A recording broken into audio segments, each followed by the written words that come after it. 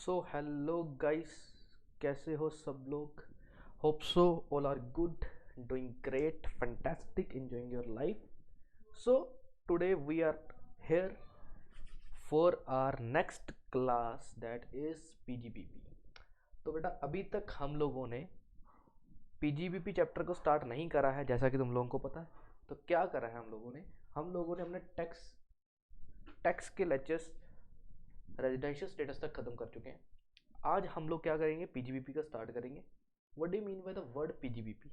इससे पहले मैं तुम लोगों को कुछ चीज़ बताना चाहता हूँ। वो क्या है कि बेटा आपके आपके आपके हाँ तुम्हारे बिल्कुल आपके टैक्स में 5 हेड होते हैं। जिसको याद है वो बोलो मेरे साथ में। कौन कौन से हेड्स होते हैं आपके टैक्स में।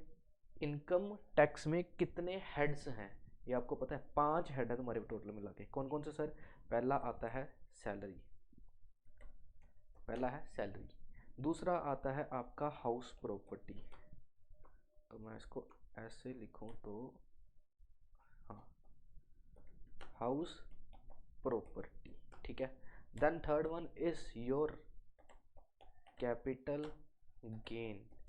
फिर आता है तुम लोगों का पीजीबीपी, जिसको तुम लोग बोलते हो profit and gain from business and profession, profit and gain from business profession. And the next one is other source, ठीक है। तो ये 5 हेड्स की इनकम होती है कि आपकी जितनी भी इनकम तुम लोग रिसीव कर रहे हो वो आ जाकर इन 5 हेड्स में चली जाती है। या तो वो सैलरी इनकम बनती है, या जो पीजीबीपी की बनेगी, या फिर हाउस प्रॉपर्टी की बनेगी, या कैपिटल गेन की बनेगी, या फिर जो कहाँ कहीं की नहीं मिली तो वो कहाँ पे चली जाएगी बेटा, तुम्हारी अदर सोर्स में चली जाएगी। कहाँ चली जाएगी, अदर सोर्स में चली जाएगी। तो ये सारे 5 के 5 हेड्स होते हैं जहाँ पे तुम लोग अपनी इनकम को डाल देते हो, ठीक है। तो salary, house property, capital gain, PGBP, other source. क्या बोला मैंने, salary, house property, capital gain, PGBP और अदर सोर्स। तो ये 5 हेड्स की इनकम हो जाती है कि आप अपनी इनकम को इन 5 जगह पर ट्रांसफर करते हो, और 5 जगह पे हेड्स बनाएंगे। अलग अलग तरीके से उनकी कैलकुलेशंस होती है, और फिर आपकी पूरा के पूरी इनकम के ऊपर टैक्स कैलकुलेट किया जाता है। तो आज हम लोग जो स्टार्ट करने वाले हैं that is PGBP. Theory prospective हम लोग यहाँ पे चलेंगे, थ्योरी को क्लियर करते हुए चलेंगे कि आखिर पीजीबीपी में कौन कौन सी इनकम किस तरीके से टैक्सेबल है, ठीक है। और फिर तुम्हें आएगा कि how to compute PGBP income, ठीक है। तो पीजीबीपी इनकम तुम लोग कैसे कंप्यूट करोगे, profit and gains of business profession, वहाँ की इनकम को कंप्यूट करने का तरीका क्या है। तो ये सारी चीज़ें हम लोग देखेंगे। तो क्वेश्चन एक तुम्हारा यहाँ से बनता है कि पीजीबीपी की इनकम को कैलकुलेट कैसे करना है। तो चलो शुरू करते हैं आज का लेक्चर। तो बेटा आज स्टार्ट करने वाले हैं पीजीबीपी एज पर इनकम टैक्स एक्ट 1961। आपका जो इनकम टैक्स एक्ट है वो 1961 है, ठीक है। तो 1961 के इनकम टैक्स एक्ट में आपको ये बताया गया है कि आखिर पीजीबीपी में 2 वर्ड यूज़ करे गए हैं। एक तो बिजनेस और दूसरा प्रोफेशन, कि प्रॉफिट या गेन कमा रहे हो तुम लोग बिजनेस से या प्रोफेशन से। तो सबसे पहले उन्होंने बिजनेस का मतलब समझाया यहाँ पे। कहता बिजनेस का मतलब होता है कोई भी इकोनॉमिक एक्टिविटी करना। कौन सी एक्टिविटी करना, इकोनॉमिक एक्टिविटी करना। कौन सी एक्टिविटी करना, इकोनॉमिक एक्टिविटी करना। ऐसी एक्टिविटी जहाँ से पैसा कमाया जाता है या फिर कैरिड करी जाती है फॉर अर्निंग प्रॉफिट। कोई भी ऐसी एक्टिविटी कर रहे हो, कोई इकोनॉमिक एक्टिविटी कर रहे हो जिससे पैसा कमाया जा सके या फिर प्रॉफिट कमाया जा सके। या हम कह सकते हैं कोई भी ट्रेड कर रहे हो तुम, कोई कॉमर्स कर रहे हो तुम, तो कोई भी मैन्युफैक्चरिंग कर रहे हो, या कोई एडवेंचर कर रहे हो, या concern nature of trade commerce and manufacture. मतलब किसी भी तरीके से तुम लोग पैसा कमा रहे हो, चाहे तुम ट्रेड से कमाओ, चाहे तुम कॉमर्स से कमाओ, चाहे तुम लोग किसी भी तरीके से मैन्युफैक्चरिंग से कमाओ। कोई भी इकोनॉमिक एक्टिविटी करो जहाँ से प्रॉफिट कमा रहे हो या फिर तुम किसी भी तरीके का क्या कमा रहे हो, इनकम कमा रहे हो, तो उस चीज़ को क्या बोला जाता है, बिजनेस बोला जाता है। The word business is connote some real substantive and systematic or organized course activity और conduct with a sets of program। छोड़ो, इतना टेक्निकल नहीं जाना हमें। हाँ, भूल जाओगे तुम लोग। तो सिंपल वर्ड से हम लोग याद रखेंगे कि कोई भी बिजनेस का मतलब होता है कोई भी ऐसी इकोनॉमिक एक्टिविटी जो कि करी जा रही है किसके लिए, प्रॉफिट कमाने के लिए। या फिर हम लोग किसी ट्रेड से या मैन्युफैक्चरिंग से या फिर किसी भी तरीके की कोई एडवेंचर से या फिर किसी भी एक्टिविटी से हम लोग कर रहे हैं, क्या कर रहे हैं, इनकम कमा रहे हैं। डैट इनकम कमाने का तरीका, वो प्रॉफिट कमाने के तरीके को हम लोग क्या बोलेंगे, बिजनेस बोलेंगे। डन। चलो, तो ये तो सब बिजनेस के बारे में थोड़ी सी बातें। फिर देखा जाता है कि आखिर कोई चीज़ बिजनेस या ट्रेड में आती है या नहीं आती है। तो दो तीन पॉइंट याद रख लेना। पहला कि जिस पर्सन ने परचेज करी है, जो ट्रेडर ने किसी चीज़ को परचेज करा है, अगर उसने वो परचेज करा है रीसेल पर्पस के लिए तो वो चीज़ ट्रेड में आएगी, अदरवाइज नहीं आएगी। मतलब इन्होंने ये बोला कि किसी भी चीज़ को ट्रेड प्रोफेशन कब मानेंगे हम लोग, ट्रेड या बिजनेस कब मानेंगे, जब कोई पर्सन ट्रेडर कब कहलाता है, जब कोई पर्सन चीज़ खरीद रहा है ताकि वो आगे रीसेल कर सके। तो अगर तुम लोगों का काम रीसेल पर्पस है तब वो उसको ट्रेड मान लेंगे। Then what is the nature of the commodity, वो नेचर क्या है कमोडिटी का, and resold in the what quantity it was purchased and resold, कि आखिर तुम लोगों ने जो परचेज करी है उसकी उतनी ही क्वांटिटी अगर तुम लोग रीसेल पर्पस के लिए यूज़ कर रहे हो, उसको रीसेल करोगे उसी की क्वांटिटी में, उसी नेचर में, तो भी वो बिजनेस कहलाएगी। डन। फिर did the purchaser purchase by and subsequent to purchase improve the quality, या फिर किसी परचेजर ने उस चीज़ को परचेज करा है और उसकी क्वालिटी को इम्प्रूव करके वो कमोडिटी बनाकर फिर उसको क्या करेगा, मोर रेडली टू सेलेबल, और फिर उसको सेलेबल कंडीशन में बनाएगा, तब भी वो ट्रेड रहेगा। मतलब किसी ने परचेज करा, जैसे कि रॉ मटेरियल की बात बोल सकते हो कि मैंने रॉ मटेरियल लिया, उसकी क्वालिटी क्वांटिटी को कुछ भी बढ़ाया और उसको फिर रीसेल कर रहा हूँ, that is also a trader. ठीक है। फिर किसी भी पर्सन ने all transaction of purchase and sale repeated, अगर तुम लोग परचेज और सेल कर रहे हो रिपीटेड नेचर में, रेगुलर सेल परचेज कर रहे हो, तो वो भी ट्रांजेक्शन कहाँ पे आती है, ट्रेड में आ जाती है। तो जब किसी चीज़ को ट्रेड मानना या नहीं मानना, तो हम लोगों को ये सारे पॉइंट्स अपने दिमाग में लेके चलने पड़ते हैं। ठीक है, तो हमें ये सारे पॉइंट्स अपने दिमाग में लेके चलने पड़ते हैं। उसके बाद में आता है बेटा प्रोफेशन क्या होता है। तो जैसे बिजनेस है वैसे प्रोफेशन भी देखते हैं कि प्रोफेशन क्या होता है। अच्छा, तुम्हें पता बिजनेस और प्रोफेशन में फ़र्क क्या होता है। बिजनेस का मतलब होता है आप किसी भी तरीके की मैन्युफैक्चरिंग कर रहे हो, किसी भी तरीके की आप क्या कर रहे हो, ट्रेडिंग कर रहे हो, that is called as business. ठीक है। प्रोफेशन का मतलब होता है जैसे कोई भी पर्सन अपनी क्वालिफिकेशंस को यूज़ करके वो काम कर रहा है, अपने स्किल्स को यूज़ करके कोई काम कर रहा है, दैट इज प्रोफेशन। तो जैसे हम लोग अपना काम कर रहे हैं, जैसे हम लोग अपनी स्किल्स को यूज़ करके आपको पढ़ा रहे हैं, दैट इज़ अ प्रोफेशन। ठीक है। Teaching is a profession, doctor is a profession. ठीक है। फिर जो लोग आर्किटेक्चर्स हैं उनका प्रोफेशन है। तो ये प्रोफेशंस का मतलब क्या होता है, जब आप अपनी रिक्वायर्ड स्किल्स को यूज़ करके किसी भी तरीके का आप अपना क्या कर रहे हो, इकोनॉमिक एक्टिविटी कर रहे हो, पैसा कमा रहे हो, दैट इज़ अ प्रोफेशन। समझ आया। और अगर कोई पर्सन ट्रेडिंग मैन्युफैक्चरिंग कर रहा है तो दैट इज़ बिजनेस। तो then a profession is occupation, कोई भी ऑक्यूपेशन हो सकती है जो रिक्वायरिंग प्योरली इंटेलेक्चुअल स्किल्स, आपकी इंटेलिजेंस आपकी इंटेलेक्चुअल स्किल्स वहाँ पे लगती है, आपके मैनुअल स्किल्स जो आपकी यूज़ करते हो, controlled by intellectual skills is operator. जैसे कि एग्जांपल बताइए, मतलब सिंपल वर्ड्स है यहाँ पे कि इंटेलेक्चुअल स्किल्स लगा के कोई बंदा अपने मैनुअल स्किल्स लगा के, ठीक है, क्या कर रहा है, कोई काम को परफॉर्म कर रहा है, कोई ऑक्यूपेशन, ऑक्यूपेशन का मतलब होता है काम, कोई भी काम कर रहा है जिसमें उसके प्योरली स्किल्स लग रहे हैं, उस चीज़ को बोला जाता है प्रोफेशन। जैसे कि अकाउंटेंट्स हो गए, इंजीनियर्स हो गए, सर्जन्स हो गए। ठीक है। तो अलग अलग तरीके के प्रोफेशन यहाँ पे बताए गए हैं।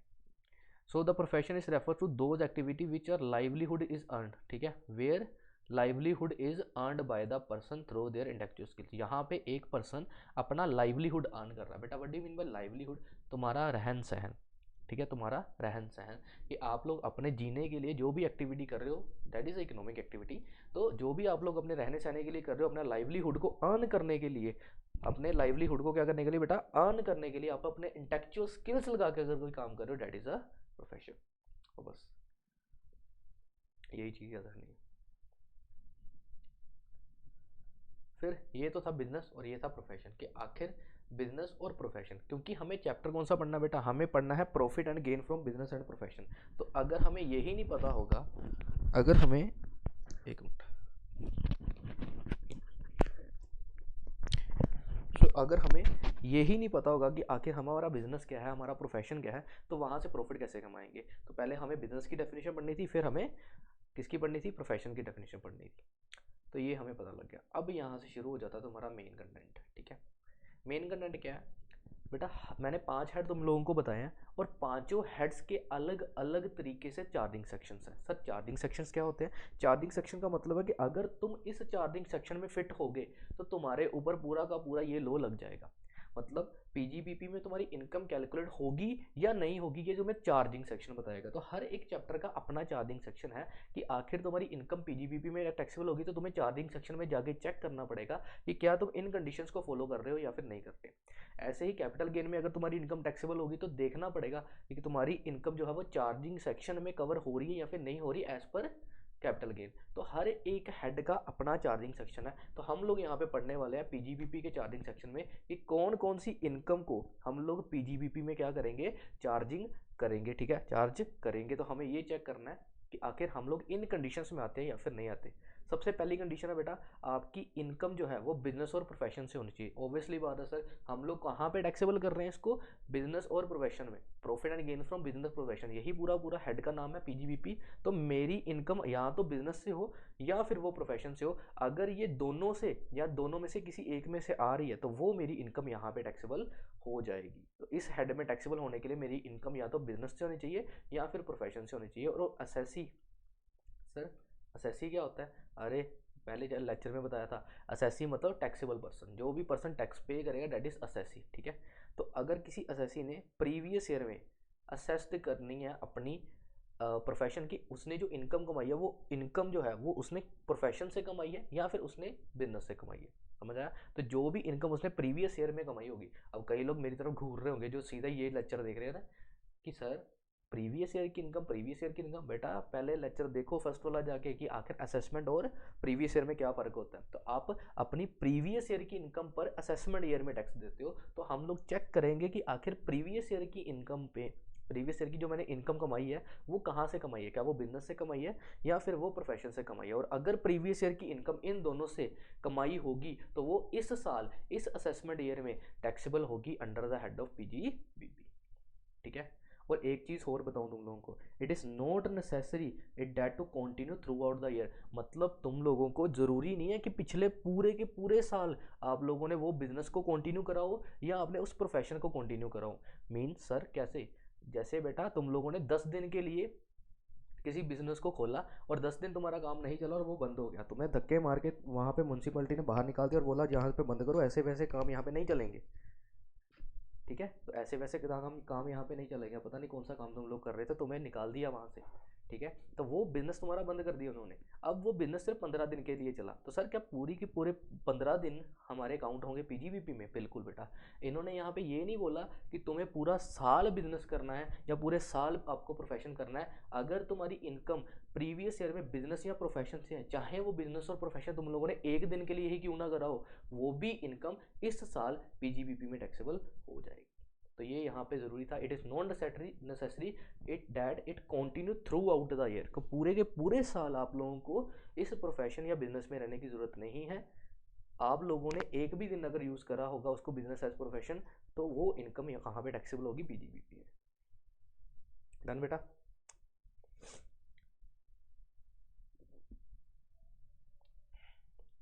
आगे बिजनेस आउटसाइड इंडिया हो चाहे बिजनेस इन इंडिया हो, कहीं पर भी हो वो सेम फुटिंग में आएगा। मतलब चाहे तुम लोग बिजनेस बाहर करो चाहे तुम लोग बिजनेस इंडिया में करो, वो सेम बिजनेस कहलाएगा।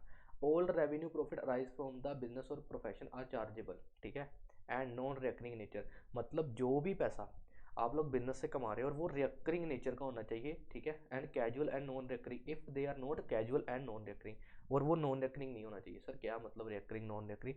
बेटा अगर तुम लोग बिजनेस प्रोफेशन कर रहे हो तो जो रेगुलर इनकम, रेकरिंग मतलब जो बार बार इनकम तुम्हें मिल रही है, उस इनकम को यहाँ पे टैक्सेबल करेंगे। रेवेन्यू प्रॉफिट्स को क्या करेंगे? यहाँ पे टैक्सेबल करेंगे। ठीक है, रेवेन्यू प्रॉफिट को, कैपिटल को नहीं। दो तरीके के प्रॉफिट होते हैं, एक रेवेन्यू प्रॉफिट, एक capital profit. Sir revenue capital थोड़ा सा बता दो, बहुत बार बताया तुम लोगों को मैंने।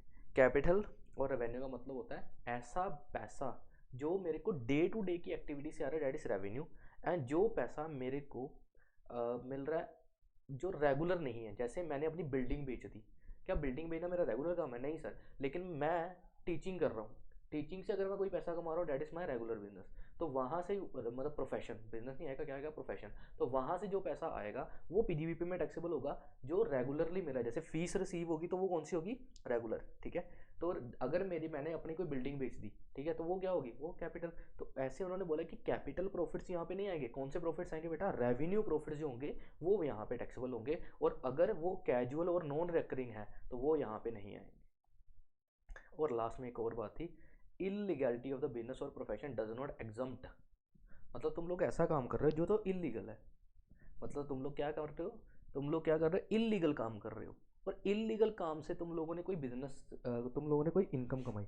सर अगर हम लोगों ने हमने अगर कोई इलीगल काम करा तो क्या वो इलीगल काम से कमाई हुई इनकम भी, क्या वो इलीगल काम से कमाई हुई इनकम मतलब इलीगल बिजनेस करा कोई, जैसे जैसे जैसे जैसे 2 नंबर पे तुम लोग क्या कर रहे हो, बेच रहे हो, क्या बेच रहे हो, समझ गए? हाँ, तो 2 नंबर में तुम लोग इसको बेच रहे हो, ठीक है। तो 2 नंबर में अगर तुम लोग इसको बेचोगे, ठीक है, क्या बेचोगे, समझ गए ना तुम लोग? हाँ, तो तुम 2 नंबर में क्या कर रहे हो, अल्कोहल बेच रहे हो। अब अल्कोहल बेच रहे हो 2 नंबर में, ठीक है, आओ यार मेरे से बोतल ले ले, सस्ती पड़ी हुई है, चल ले जा।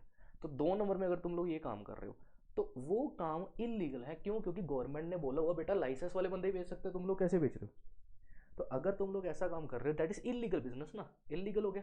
अब अगर वो इलीगल बिजनेस है तो आपने बोला, आपको गवर्नमेंट ने पकड़ लिया और बोला कितना पैसा कमाया तुम लोगों ने, तुमने बोला 10 लाख कमाया सर, 10 लाख कमाया, 10 लाख रुपया तुम लोग उस इलीगल बिजनेस से कमाया। तो तुम लोग बोलोगे कि हमारी ये इनकम पकड़ी गई है, लेकिन ये तो टैक्सेबल ही नहीं ना होगी, क्योंकि ये तो इनकम ही कौन सी है, इलीगल इनकम है। तो बेटा ये यहाँ पे लिखा हुआ है कि अगर तुम लोगों ने इलीगल बिजनेस करके इनकम कमाई है तो ये मत सोचना कि वो इनकम टैक्स देने से छूट जाएगी, उसके ऊपर भी टैक्स लगेगा, लगेगा। मैंने नहीं बोला, इन्होंने बोला मेरे तरफ क्या घूर रहे हो, इन्होंने बोला इलीगैलिटी ऑफ द बिजनेस का मतलब है कि अगर कोई बिजनेस इलीगल है उससे कमाई हुई इनकम एग्जम्प्ट नहीं होगी, वो भी टैक्सेबल होगी अंडर इनकम टैक्स एक्ट। समझ आया? तो ये उन्होंने बोला कि बिजनेस और प्रोफेशन की इनकम क्या होती है, टैक्सेबल होती है। बस, तो ये पहला पॉइंट था। मैं कुछ कुछ ही पढ़ाऊंगा इसमें, क्योंकि सारे पढ़ाने का कोई मतलब नहीं है, तुम्हें जितना तुम्हें आएगा उतना ही करना। फिर आती है इनकम ऑफ ट्रेड और प्रोफेशनल एसोसिएशन। अभी ध्यान से सुनना जरा इसको। Trade association is an non profit voluntary organisation. Sir association क्या होती है बेटा, जो लोग इकट्ठे मिलके जैसे तुम लोगों ने सुना होगा व्यापार मंडल, that is a association. Kirana association नाम सुना होगा, ठीक है। तो इन लोगों की क्या होती है, एसोसिएशन होती है जो ट्रेड एसोसिएशन को चलाते हैं। तो उन्होंने बोला it is a non voluntary association. Non voluntary का मतलब है कि ये जो होती है non non profit voluntary association. Non profit का मतलब ये लोग कोई प्रॉफिट कमाने के लिए नहीं ये काम करते, ये लोग क्या करते हैं एक दूसरे की हेल्प करने के लिए ऐसे क्या कर देते हैं, एक एसोसिएशन बना देते हैं। और वॉलंटरी होती है, वॉलंटरी मतलब आपकी इच्छा है कि आप इसका मेंबर बनना चाहते हो तो बनो, नहीं बनना चाहते तो ना बनो। और इसमें अलग अलग जो कॉम्पिटिटर्स होते हैं बिजनेस वाले, वो सारे इकट्ठे मिलकर रहते हैं। जैसे व्यापार मंडल में हर एक बंदा क्या कर रहा है, कंपटीशन तो कर रहा है ना, लेकिन जब वो इकट्ठे मीटिंग करते हैं तो वो इकट्ठे बैठ के मीटिंग कर रहे हैं। तो ऐसे उन्होंने बोला क्या है कि ये एक नॉन प्रॉफिट वॉलंटरी एसोसिएशन है। और यहाँ पे बिजनेस कॉम्पिटिटर जो कि सेम लाइन ऑफ बिजनेस कर रहे हैं, वो प्रमोट करते हैं अपना कॉमन इकोनॉमिक इंटरेस्ट। मतलब सभी लोग बैठ के अपने कॉमन इंटरेस्ट के लिए वहां पे बैठते हैं, ठीक है, जिससे उन सभी का कॉमन इंटरेस्ट क्या हो, इंक्रीज हो। और इसमें चाहे वो लोग एक दूसरे के कॉम्पिटिटर्स भी हैं, लेकिन फिर भी वो वॉलंटरी अपने एसोसिएशन में मिलकर नॉन प्रॉफिट एसोसिएशन चलाते हैं। ठीक है सर, ये तो पता लग गया कि हमें एसोसिएशन का मतलब क्या है, ट्रेड एसोसिएशन का हमें मतलब पता लगा, लेकिन इसका यहाँ पे क्या काम है बेटा सुनो। यहाँ पे सिर्फ इतना याद रखना जितना मैं बता रहा हूँ। इन्होंने बोला कि अगर कोई एसोसिएशन स्पेसिफिक सर्विसेज परफॉर्म कर रही है अपने मेंबर को, only is consider to be business income and taxable accordingly. ये सबसे इंपॉर्टेंट लाइन है। अगर कोई एसोसिएशन, सिमिलर एसोसिएशन, कोई भी ट्रेड एसोसिएशन, कोई प्रोफेशनल एसोसिएशन, किसी भी तरीके की एसोसिएशन है, वो अपने मेंबर, जैसे मैं एसोसिएशन हूँ और आप सभी मेरे क्या हो, मेंबर हो, क्या मैं एसोसिएशन हूँ और आप सभी क्या हो, मेंबर हो।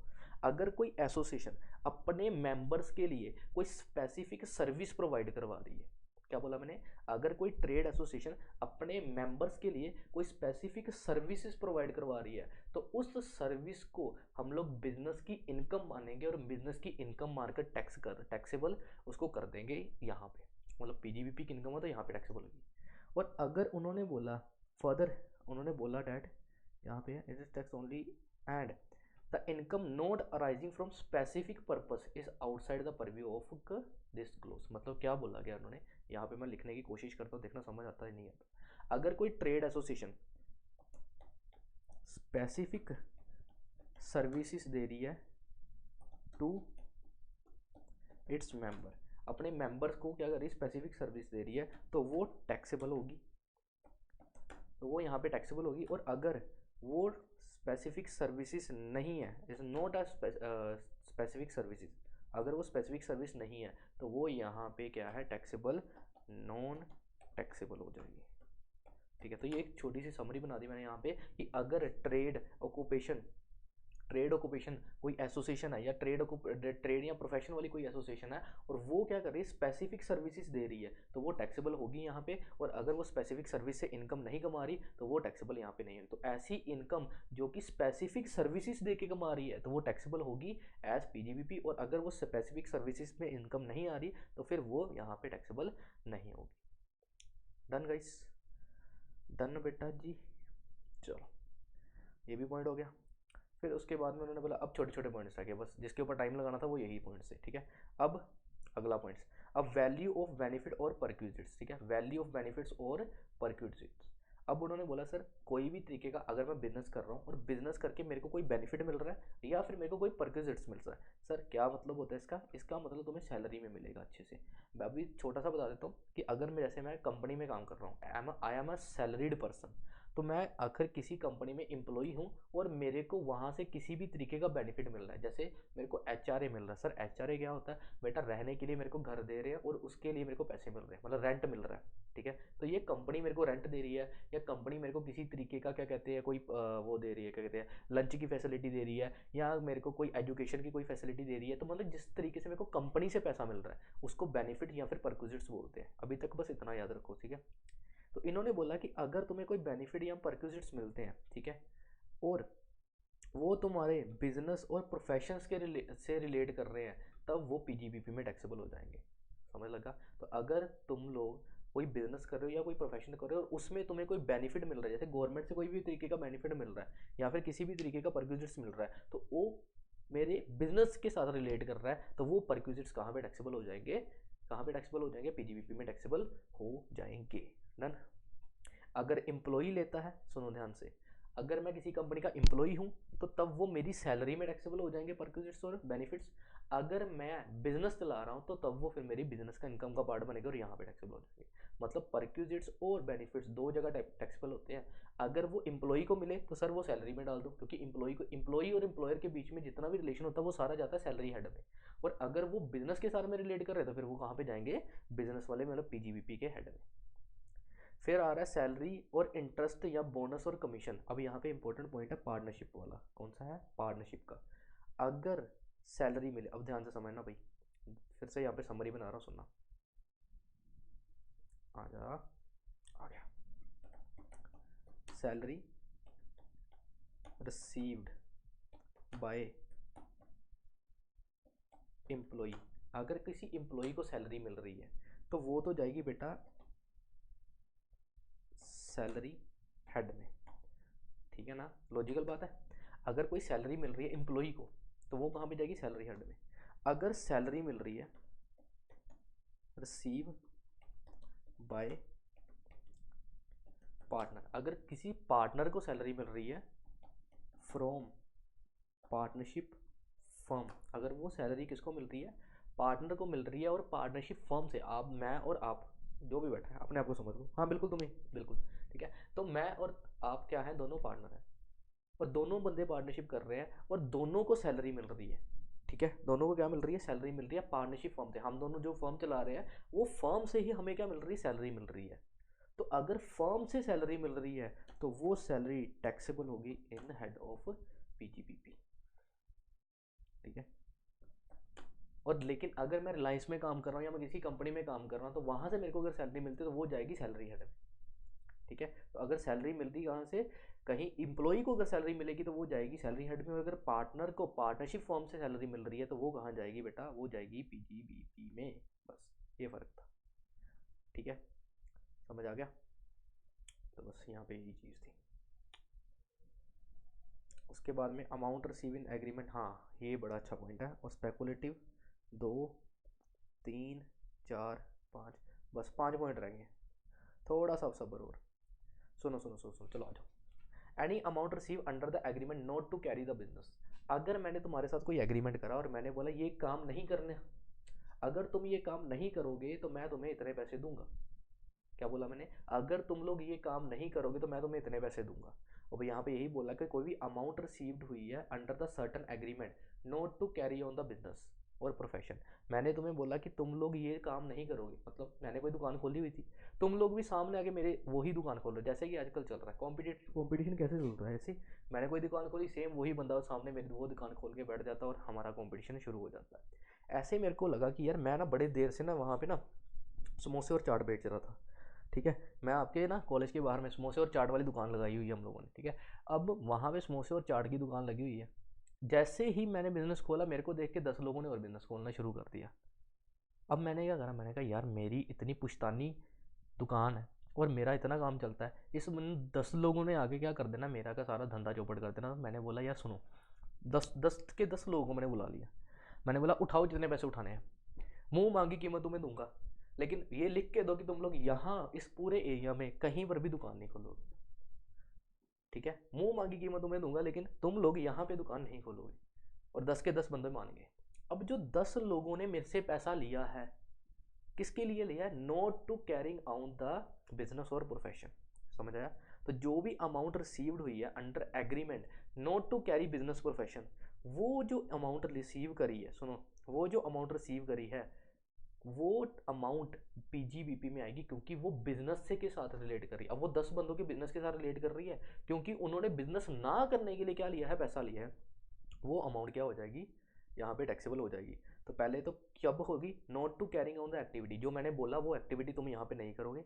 या फिर not to share know how patent copyright trademark licence franchisee और अदर बिजनेस और commercial rights to the nature information. मतलब मैंने तुम्हें कॉपीराइट दिया हुआ, पेटेंट दिया हुआ, किसी भी तरीके का तुम्हें क्या दिया हुआ, ट्रेडमार्क दिया हुआ, लाइसेंस दिया हुआ, और मैंने बोला इन चीज़ों को तुम लोग आगे फर्दर किसी और को नहीं दोगे। जैसे मैंने तुम्हें पेटेंट दिया और तुम लोग ये पेटेंट को आगे किसी को नहीं दोगे, कॉपीराइट दिया, इस कॉपीराइट को आगे किसी को नहीं दोगे, तो वो काम भी यहाँ पे कवर होता है। और लास्ट में है, अगर मैंने not to carry on any activity in relation to profession और इनकम चार्जेबल अंडर, अगर मैंने बिजनेस करने के लिए मना करा तब भी, अगर मैंने किसी प्रोफेशन को मना करा तब भी, और अगर मैंने कोई पेटेंट कॉपीराइट ट्रेडमार्क को आगे देने से मना करा तब भी, इन तीनों चीज़ों के लिए अगर मैंने किसी पर्सन को ये पैसा दिया है तो वो पैसा उसके पीजीबीपी हेड में आ जाएगा, समझ आया। तो जो भी पैसा वो लोग रिसीव करेंगे तो वो कहाँ पे टैक्सेबल होगा, पीजीबीपी में टैक्सेबल होगा।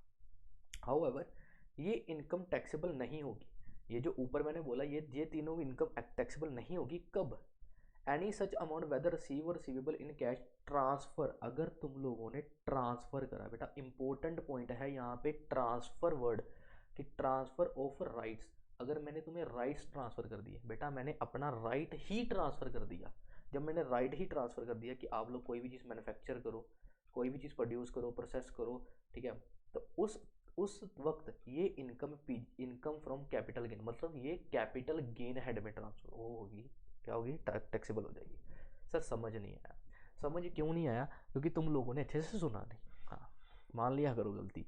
तो इन्होंने बोला है सबसे पहले कि अगर मैंने कोई भी अमाउंट रिसीव करी है, मैंने कोई भी अमाउंट रिसीव करी है, कि मैं ये वाला बिजनेस नहीं करूँगा, ये वाली एक्टिविटी नहीं करूँगा, या ये मैं पेटेंट किसी और पर्सन को नहीं दूंगा, अगर मैंने कोई ऐसे तरीके से पैसा लिया तो वो मेरा पीजीबीपी में टैक्सेबल होगा, यहाँ तक तो क्लियर है। लेकिन फिर भी वो पैसा पीजीबीपी में टैक्सेबल नहीं होगा, कब, अगर किसी पर्सन ने मेरे को ट्रांसफ़र कर दिया, क्या वर्ड यूज़ करा मैंने, ट्रांसफ़र ऑफ हिज राइट, अगर आपने राइट ही ट्रांसफ़र कर दिया तो बेटा वो वाली इनकम जाती है सीधी कैपिटल गेन में। कहाँ पे जाएगी, सीधी कैपिटल गेन में। तो अगर ट्रांसफ़र ऑफ राइट है तो वो कहाँ पे जाता है, कैपिटल गेन में। फिर अगर आप लोगों को कोई पैसा मिला है, कंपनसेशन फॉर मल्टीलेटेड फंड और मॉनेटरी प्रोटोकॉल, अगर तुम्हें इन लोगों से पैसा मिला है, या यूनाइटेड नेशन से तुम्हें पैसा मिला है, यूनाइटेड नेशन क्या कहते हैं एनवायरनमेंट प्रोग्राम वालों से पैसा मिला है, सो डैट ओजोन लेयर को डिप्लीट होने से बचा सके। मतलब हम लोग कोई ऐसा बिजनेस कर रहे थे जिससे इतना पोल्यूशन हो रहा था कि ओजोन लेयर क्या हो रही थी, खराब, और गवर्नमेंट ने बोला यार तू ये बिजनेस बंद कर ले, उसके बदले में ये उठा पैसा, और मेरे मुंह पे मार दिया, ठीक है, और मैं पैसा लेके घर पे आ गया। तो ये पैसा मेरी पीजीबीपी की इनकम में नहीं जाएगा, बाकी जहाँ पर भी जाएगा मेरे को नहीं पता, लेकिन पीजीबीपी में ये पैसा नहीं आएगा। तो दो चीज़ें में पैसा नहीं आता, अगर ट्रांसफ़र ऑफ राइट्स है, और दूसरा अगर कंपनसेशन मिली है ताकि हमें डिप्लीशन ऑफ ओजोन लेयर और एनवायरनमेंट के साथ में रिलेटेड कोई भी काम था और हमारा बंद करवा के हमें उसके बदले में पैसा दिया गया, तो उस केस में भी, उस एग्रीमेंट में भी गवर्नमेंट जो हमें पैसा देगी वो पैसा हमारा यहाँ पे टैक्सेबल नहीं होगा। तो ये इंपॉर्टेंट था, इसलिए मैंने करवा दिया। फिर से रिपीट कर रहा हूँ जिन्होंने नहीं सुना, सुनो।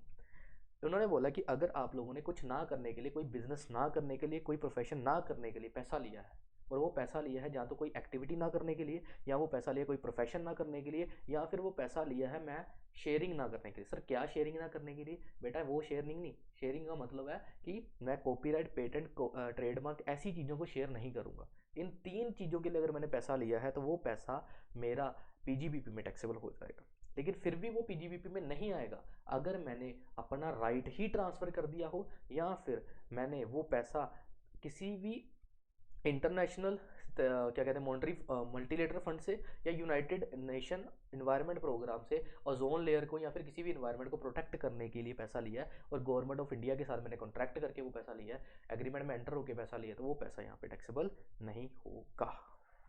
होप सो अच्छा लगा होगा ये वाला पॉइंट, मेरे को बड़ा मज़ेदार लगता है ये वाला पॉइंट बड़ा मज़ेदार है। कुछ ना करने के लिए पैसा मिलता है, देखा, इतना बनाओ अपने आप को, कुछ ना करने के लिए पैसा देंगे तुम।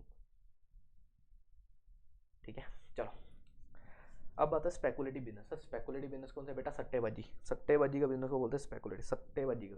ठीक है, सट्टेबाजी के बिजनेस को बोलते हैं स्पेकुलेटिव। तो where speculative transactions carried on all by assessee and are such nature of to constitute the business and such business shall be deemed to be distinct and separate. मतलब तुम लोग कोई भी पैसा कमा रहे हो, तुम लोग कोई भी पैसा कमा रहे हो, कहाँ से कमा रहे हो? स्पेकुलेटिव बिजनेस से। किसी भी तरीके की स्पेकुलेटिव एक्टिविटी से अगर तुम लोग कोई पैसा कमा रहे हो तो उस पैसे को हम लोग साइड पे रखते हैं और उसको बिजनेस की इनकम मान लेते हैं। क्या मानते हैं? बिजनेस की इनकम। मतलब मेरा काम ही क्या है? स्पेकुलेटिव बिजनेस है, नाम ही क्या है? स्पेकुलेटिव बिजनेस कर रहा हूँ। किसी भी तरीके का स्पेकुलेटिव बिजनेस करवा रहा हूँ तो उस बिजनेस से आने वाली जो भी इनकम होगी वो पीजीबीपी में ही आएगी, क्योंकि नाम ही वर्ड क्या है? बिजनेस है। तो बिजनेस से कमाई जो भी इनकम है वो पीजीबीपी में आएगी, लेकिन उसको सेपरेटली रखा जाएगा। क्यों सेपरेटली रखा जाएगा? क्योंकि क्योंकि इनके थ्रू जो लॉसेस होते हैं ना वो सिर्फ स्पेकुलेटिव बिजनेस के साथ में ही कवर हो सकते हैं। अब ये लाइन किसी कईयों को समझ में नहीं आएगी होगी। बेटा क्या होता है, जब तुम लोग इनकम कमाते हो तो तुम लोगों को लॉस भी तो होता है ना बिजनेस में इनकम कमाओगे तो लॉस भी होगा। तो गवर्नमेंट क्या बोलती है, अपनी इनकम में से लॉसेस हटा लो और फिर बाकी के ऊपर टैक्स पे करो। लेकिन स्पेकुलेटिव बिजनेस के लिए ये है कि स्पेकुलेटिव बिजनेस से अगर कोई इनकम कमाई है और स्पेकुलेटिव बिजनेस से कोई लॉस हो रहा है तो वो आपस में ही सेट ऑफ हो गए। इसके अलावा इस स्पेकुलेटिव बिजनेस के लॉस किसी और से सेट ऑफ नहीं हो सकते। याद रहेगा, ठीक है? नहीं रहेगा तो कोई दिक्कत नहीं है, ठीक है, क्योंकि बहुत लंबा चला जाएगा और सेट ऑफ का आपका पूरा चैप्टर वहाँ पे देखेंगे। अगर वो टाइम लगा तो उसमें हम लोग इसके बारे में अच्छे तरीके से डिस्कस करेंगे। अभी के लिए ये याद रखो कि स्पेकुलेटिव इनकम की बिजनेस को पीजीबीपी में टैक्सेबल किया जाता है और इसको साइड पे रखा जाता है। ठीक है, सेपरेट फ्रॉम अदर बिजनेसेस। ठीक है, उसके बाद में हाँ, profit earn from illegal business. अभी बताया मैंने। जिनको तो याद है वो तो थपथपाओ अपनी पीठ, और जिसको नहीं जा रहा वो अपना माथा ना दीवार के साथ में 2 बार मारो। ठीक है, तो उन्होंने बोला है PGBP earn from illegal business. अगर कोई प्रॉफिट, पीजीबीपी बोलो, अगर कोई प्रॉफिट अर्न करा मैंने कहाँ से? इलीगल बिजनेस से, तो वो इलीगल का बिजनेस से अगर कोई प्रॉफिट अर्न करा है तब भी वो टैक्सेबल होगा। And income tax does not distinguish between legal and illegal business. Income tax ने लीगल और इलीगल बिजनेस के बीच में कोई डिस्टिंग्विश नहीं करा। अगर तुम लोगों ने कोई पैसा कमाया है और वो चाहे वो इलीगल एक्टिविटी से क्यों ना कमाया हो, चाहे वो इलीगल बिजनेस से ही क्यों ना कमाया हो, फिर भी वो टैक्सेबल होगा। बस इतनी सी बात है। जैसे कि income earned from smuggling business, गंदे काम कर रहे हो तुम लोग, वो held to be taxable income. उससे कमाई हुई इनकम को भी हम लोग यहाँ पे टैक्सेबल कर देंगे। ये पता किस में डिसाइड हुआ था? देखो, पायरा सिंह, पंजाब का ही केस है, देख लो। पायरा सिंह का कोई केस हुआ था सीआईडी के बीच में, CID commission of income tax versus पायरा सिंह, इसके बीच में केस हुआ था। उसमें डिसाइड किया गया था कि इलीगल बिजनेस की इनकम को भी क्या करेंगे? टैक्सेबल करेंगे। मतलब इन्होंने लीगल और इलीगल बिजनेस को भी डिफाइन नहीं करा। इन्होंने बोला कमाया, पैसा कमाया, बिजनेस से कमाया, लाओ टैक्स दो उसके ऊपर, बस। ठीक है, फिर कीमन रहने दो, कीमन इंश्योरेंस पॉलिसी।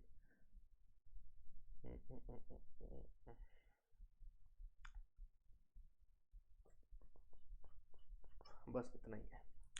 अच्छा, 35 AD क्या होता है बेटा? 35 AD में कुछ ऐसे स्पेसिफिक बिजनेसेस बताए गए हैं जो कि प्रमोशन के लिए यूज़ किए जाते हैं। इसमें 14 बिजनेसेस हैं टोटल।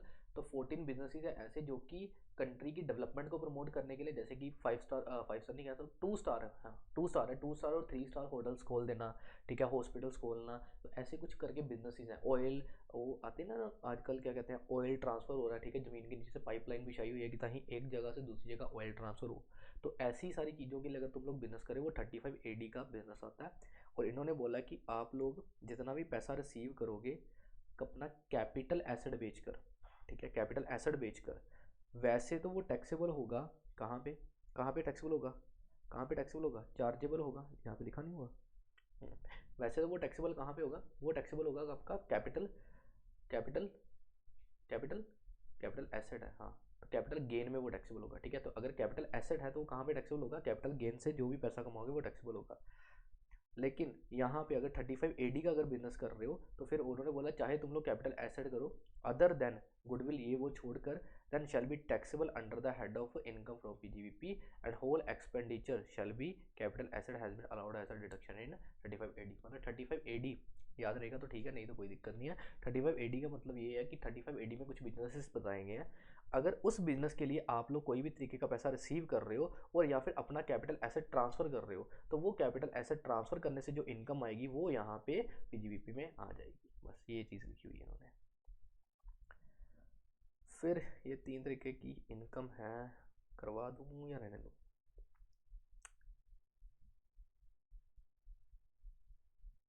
चलो ये छोड़ो। कौन कौन सी ऐसी इनकम है जो कि बिजनेस से कमाई जाती है लेकिन फिर भी PGBP में टैक्सेबल नहीं होती, मतलब रिलेट बिजनेस के साथ में कर रही है लेकिन वो PGBP में टैक्सेबल नहीं है। ध्यान से सुनना, ऐसी इनकम जो रिलेट किसके साथ कर रही है, बिजनेस के साथ रिलेट कर रही है लेकिन फिर भी वो PGBP में टैक्सेबल नहीं होती। सर कौन कौन सी ऐसी इनकम है, पहले ये याद रखना, एक डिविडेंड, बस एक ही चीज़ याद रखो, डिविडेंड। अगर आपने डिविडेंड रिसीव करा है और आपका काम शेयर्स में ही डीलिंग करना है, अगर आपका काम शेयर्स में ही डीलिंग करना है, शेयर्स को स्टॉक इन ट्रेड की तरीके से रखा हुआ है, लेकिन फिर भी तुम लोग जो डिविडेंड रिसीव करोगे, पहले नंबर पे अगर वो इंडियन कंपनी से रिसीव हो रहा है, कहाँ से रिसीव हो रहा है, इंडियन कंपनी से, dividend received from Indian company, अगर तुम लोग इंडियन कंपनी से रिसीव करोगे तो फिर वो टैक्सेबल नहीं है क्योंकि वो टैक्स फ्री है, टैक्स फ्री है, ठीक है, क्योंकि वो टैक्स फ्री है। और अगर तुम लोग यही डिविडेंड रिसीव कर रहे हो कहाँ से, फॉरेन कंपनी से, फॉरेन कंपनी से, अगर फॉरेन कंपनी से रिसीव करोगे तो फिर वो अदर सोर्स, जो लास्ट सोर्स आपका बचता है अदर सोर्स में टैक्सेबल होगा। बस ये चीज़ लिखी हुई है यहाँ पे, ठीक है। तो डिविडेंड कभी भी यहाँ पे नहीं आता, चाहे आप लोगों ने स्टॉक इन ट्रेड के तरीके से ही क्यों अपने शेयर्स ना रखे हों। Shall not be chargeable under head income, ठीक है, PGBP में वो टैक्सेबल नहीं होगा। और अगर तुम लोग डिविडेंड रिसीव करोगे फॉरेन कंपनी से तो वो अदर सोर्स में टैक्सेबल होगा, मतलब किसी भी तरीके से डिविडेंड से कमाई हुई इनकम यहाँ पे टैक्सेबल नहीं होती। डिविडेंड से कमाई हुई इनकम हमेशा अदर सोर्स में ही टैक्सेबल होती है, सिंपल वर्ड्स में बोलूँ तो। फिर आपने कोई सेल, आपने कोई प्रॉफिट कमाया from sale of business asset, आपने बिजनेस का एसेट बेच दिया। सर बिजनेस का एसेट बेचे, ये तो बिजनेस के साथ रिलेटेड इनकम है, नहीं बेटा, आपने अपना कैपिटल एसेट बेचा है। अगर तुम लोग अपना नॉर्मल जो स्टॉक इन ट्रेड है वो बेचोगे तो वो आएगा यहाँ पे PGBP में, लेकिन अगर कैपिटल एसेट है तो वर्ड क्या यूज़ करेगा, कैपिटल, तो वो कहाँ पे जाएगा, कैपिटल गेन में वो चीज़ चली जाएगी। फिर है आपने कोई ऐसी इनकम कमाई है जो कि owning and maintenance of horse racing, मतलब हॉर्स रेसिंग देखी है आप लोगों ने, मूवी में तो देखी होगी, हॉर्स रेसिंग के ऊपर वो सट्टेबाजी लगाते हैं। तो वो उन्होंने बोला कि अगर तुम लोग हॉर्स रेसिंग का बिजनेस चला रहे हो एंड असेसी क्या कर रहा है, अपनी कोई एक्टिविटी कर रहा है जिसमें owning and maintenance of horse racing है, and any income is chargeable under head is other source not in head of PGBP, मतलब तुम लोग हॉर्स रेसिंग से जितना भी पैसा कमाओगे, चाहे तुम्हारा बिजनेस हॉर्स रेसिंग का है, ठीक है, मैंने घोड़े रखे हैं बहुत सारे, ठीक है, बड़े सारे घोड़े रखे हुए हैं मैंने, तो क्या करा, घोड़ों का बिजनेस है, घोड़ों का बिजनेस ऐसा है कि हॉर्स रेसिंग करवाता हूँ मैं, लॉटरियाँ लगवाता हूँ, ठीक है, ये 10 नंबर वाला घोड़ा जीतेगा, 2 नंबर वाला जीतेगा, 5 नंबर वाला जीतेगा, बताओ बताओ बताओ, जल्दी जल्दी बताओ कौन किसके ऊपर दाव लगाएगा। तो ये वाला बिजनेस मैं कर रहा हूँ, कौन सा, हॉर्स रेसिंग का बिजनेस मैं करवा रहा हूँ। तो हॉर्स रेसिंग के बिजनेस से हाँ बिजनेस से कमाने वाली इनकम फिर भी PGBP में टैक्सेबल नहीं होगी, अदर सोर्स में जाके टैक्सेबल होगी। And the last one is casual income. Sir casual income कौन सी है बेटा, बैठे बिठाए वाली इनकम, उसको कैजुअल इनकम बोलते हो, जिसमें तुम लोगों ने कोई मेहनत नहीं करी, कोई मेहनत नहीं करी, दैट इज कैजुअल इनकम। जैसे विनिंग फ्रॉम लॉटरीज, लॉटरी लगाते हो तुम लोग, क्रॉसवर्ड पजल्स खेलते हो, हॉर्स रेसिंग से कोई इनकम कमा रहे हो, ठीक है, गेमिंग शो से कोई इनकम कमा रहे हो, तो ऐसी इनकम को भी हम लोग कहाँ tax chargeable under the head of others हो, तो ये भी कहाँ पे टैक्सेबल होगी, अदर सोर्स में। चाहे वो पर्सन कॉन्टिन्यू बेसिस के ऊपर ही क्यों नहीं कर रहा, तब भी वो कहाँ जाएगी, अदर सोर्स में, and not not chargeable in PGB. दो इनकम्स आपकी अदर सोर्स में गई है, दो नहीं तीन। पहली डिविडेंड की इनकम जाएगी अदर सोर्स में, फिर मेंटेनेंस हॉर्स रेसिंग का काम कर रहे हो और वहाँ से कोई इनकम कमा रहे हो वो भी जाएगी अदर सोर्स में, और लास्ट में कैजुअल इनकम लॉटरी वगैरह गैम्बलिंग से कोई पैसा कमाया तो वो भी कहाँ पे जाएगी, अदर सोर्स में। तो ये सारी इनकम सी जो कहाँ पे जाएगी, अदर सोर्स में। तो ये था तुम्हारा चार्जिंग सेक्शन। टाइम लगेगा, टैक्स में टाइम लगेगा, मैं भगाऊंगा नहीं तुम लोगों को, कि ऐसा नहीं है कि बस फटाफट फटाफट निकल दिया, क्योंकि एग्ज़ाम में तुम्हें ये लिखना है। तो लिखना है, लिखने के लिए तुम्हें ये समझना पड़ेगा, बाकी चीज़ों के लिए तुम्हारी समझ है। जैसे ऑडिटिंग हो गया तुम्हारा, बाकी मैनेजमेंट अकाउंटिंग हो गया, उसमें तुम लोग सुन लोगे तो कुछ ना कुछ लिख लोगे, इसमें तुम लोग अपना नहीं लिख सकते, इसमें वो ही लिखना पड़ेगा जो चीज़ का मतलब बनता है, इसलिए समझना ज़रूरी है। तो इसे हम धीरे धीरे करके चलाएंगे। तो टैक्स में मैं किसी भी तरीके की लापरवाही तो नहीं कर सकता हूँ, ना ही मैं करने दूंगा तुम लोगों को। तो तुम्हें बैठना पड़ेगा, पढ़ना पड़ेगा, तो तुम पढ़ोगे, अगर हम पढ़ा रहे हैं तो तुम पढ़ोगे, ठीक है। तो वादा करो मेरे से कि तुम लोग अच्छे से पढ़ोगे, ठीक है, और साथ साथ में इसकी समरी बनाते रहोगे। जितना जितना मैं मार्क कर देता हूँ ना, उसके स्क्रीनशॉट साथ साथ में ले लिया करो, या फिर पोस्ट करके बाद में जो समरी बनाएगा वो पोस्ट करके वीडियो को फिर बाद में समरी देखता रहना, ठीक है। तो कल हम लोग इसको ख़त्म करेंगे पीजीबीपी को, नेट अलाउबल डिडक्शंस, ठीक है, कौन कौन सी इनकम क्या कहते हैं, इनकम कैसे कंप्यूट करनी है, और फिर इनकम कैसे टैक्स। अब इन दोनों को पढ़ने से पहले तुम्हें ये सारी चीज़ें पता होनी चाहिए थी। तो एक बार प्रॉमिस करो, प्रॉमिस करो, प्रॉमिस करो, जिसको पढ़ना है, जिसको पास होना है, वो प्रॉमिस करे मेरे से कि पहले वो ये सारी चीज़ें पढ़ के आएगा कल, और फिर नेक्स्ट सेशन आके देखेगा, ठीक है। Done guys. तो मिलते हैं तुम्हें कल, अच्छे से पढ़ के आना, कल मिलते हैं, देखते हैं कल कौन अच्छे तरीके से जवाब देगा, ठीक है। चलो।